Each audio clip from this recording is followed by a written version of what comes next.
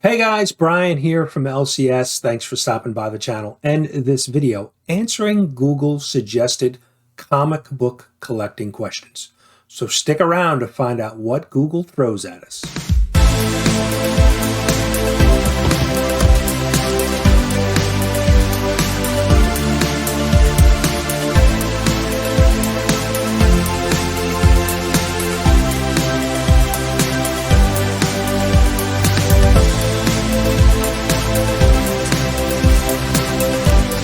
Hey guys, welcome back.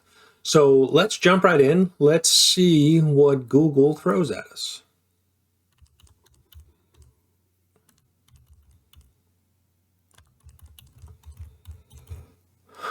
So when I type in comic book collecting here on Google, here are some of the suggestions that come up. So comic book collecting app. So there are a number of collecting apps. Key Collector. There are a number of different apps that you can download to your phone. There are a number of websites as well. So Go Collect, Key Collector, Cover Price, to name a few. The one app that I like to use, or it's really a website, it's League of Comic Geeks. So I can show that to you as well. It just has a great bit of information. So here's my account, but let's go to, let's see, let's go to the home page on it. So this is just kind of a great website because it shows me I can basically create an online pull list. I can look at all of the books that are releasing in the coming weeks. I can look at all of the variant covers. It generates an email for me each week if you set up a profile to say, here's the things that you're looking to pick up this week. So it's a good reminder when I'm in the LCS to make sure I'm picking up everything that I really wanted to. So this is really one of the go-to, not apps, but websites that I use for collecting and looking at information to collect. So let's look at, so that's my answers to comic book collecting apps. Comic book collecting 101. There's a lot of information here on YouTube that you can find about, if you're looking to collect books, but Comic Book 101, if you're looking to get into collecting for the very first time, I would say start slow, because if you walk into a comic book shop, it's going to be like drinking from a fire hose. You're not going to know, there's going to be so many comic books from different, Marvel, DC, Image, Boom, so many different books that you may feel overwhelmed. The one suggestion that I would have, and I've said this before in other videos, is if you're looking to get into collecting, but not really sure, what you're looking to collect, or try to set a goal for yourself. Are you looking just to collect and read? Are you looking to, invest or flip?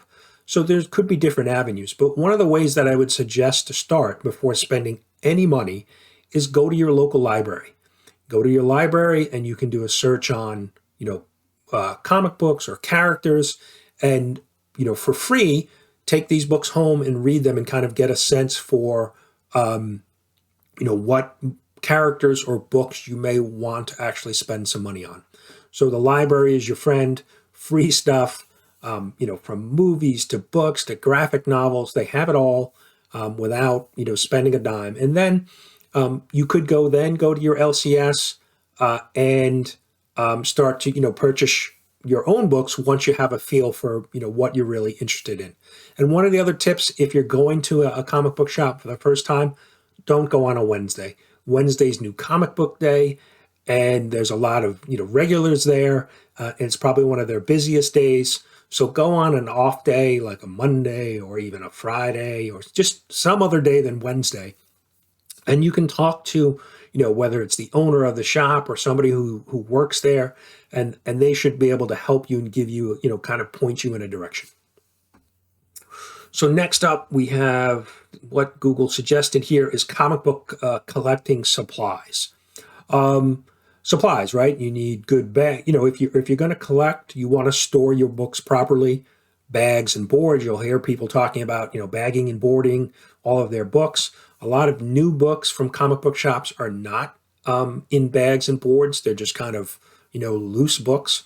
A lot of back issues are in bag and boards. Why that is, go talk to Comic Journey. He'll give you some good information, but it's one of his pet peeves. But comic book supplies are important. If you're going to collect books and want to save them for potentially, seeing them increase in value, their condition is so important. So you want to make sure that you're storing them in bags and boards, out of direct sunlight, in a comic book box. So there's definitely, other than the comic books themselves, there's lots of other things that you need to store a book properly. Let's see. Next up, they have comic book collecting software. Like I said, there are a number of different apps and websites that you can go to. There are actually comic book, databases that you can, if you have a collection, you can enter it in to help keep track of. So you really need to make a decision, whether you're going to be collecting a large amount of books. And, if you do have a large, having some type of tool to organize those is important. I think it's the CLZ app. There's a collection app that you can, scan barcodes and help build a database of your collection. So it's good to be organized with books, whether you're looking for particular issues or if you're trying to sell books, you want to be well organized. So definitely lots of software out there. And it costs, the thing to keep in mind, it costs money to use these software. There's not many good free. I mean, you can certainly build a spreadsheet or a Google sheet to capture it, but that could become hard to manage as your collection grows. Let's do a couple more. So, comic book collecting evaluation guide.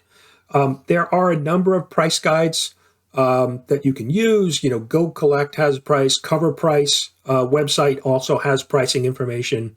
The Key Collector app has pricing information. One of the best ways to tell what the market is paying for certain books is to look on eBay. Do a search on eBay on a particular title, and you can look at what books are currently selling for. You can also toggle the sold or completed items and see what books have sold for recently. That'll really kind of give you an idea of what the market is paying for books. And eBay, like it or not, is one of the tools that a lot of people use to determine the value of their books. The thing to keep in mind is not every book is a home run. Not every book is going to be worth thousands and thousands of dollars. You could have a book that's worth, a couple hundred, $200 or $300, and you could have a book that is worth, $1, 50 cents. Not all comic books are worth, $1 million, and they're not all home runs. So keep that in mind. Comic book collecting podcast. There are a number of podcasts. If you do a search on, your app store or in your podcast app, you can ask Siri, you can ask Alexa, for comic book related podcasts. There are a number of good podcasts out there. There are a few channels that produce content on YouTube that then also turn the audio into podcasts. So, it's a good way to get comic book information. I don't listen to too many podcasts. I'm really focused more on YouTube content right now. But if you do a quick search, you can find plenty of podcast stuff. Comic book collecting accessories. I think I mentioned that in the supplies, right? You need good storage equipment. You need, bags, boards. You need a comic box, and there's cardboard boxes. There's BCW does a like a hard plastic case. You can have comics slabbed, so basically graded and in a hard case to help preserve the book, and that also increases the value over a raw book. Potentially depending on the book, but when a book is graded, there's no question about the condition of the book. When a book is raw, it's subjective, right? I may look at a book and say, oh, I think that's a certain grade. Somebody else may look at it and say it's a lower grade. So it's very subjective when the book is actually raw. But that's it. I mean, you can see all the different Google suggestions. I just wanted to kind of poke through some of these questions, answer some of them, just kind of, off the cuff, see what Google comes up when you type in comic book collecting, and try to answer some of those questions for somebody who's maybe first getting into books or getting back into comic books. I know when I got back in a few years ago and had then stopped collecting for a number of years, that it really was an education, because a lot of things had changed.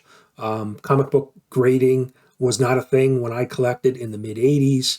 The number of books that are being published has grown.